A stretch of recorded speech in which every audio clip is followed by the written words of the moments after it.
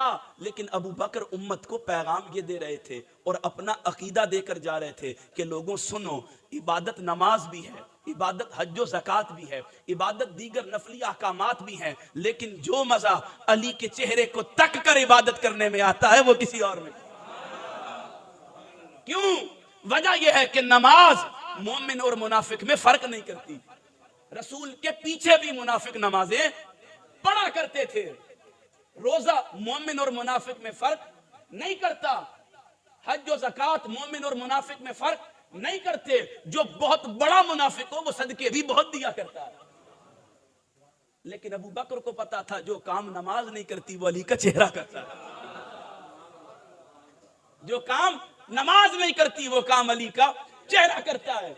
और अली के चेहरे को तक कर अबू बकर को इबादत में जो मजा आता था वो कोई और था।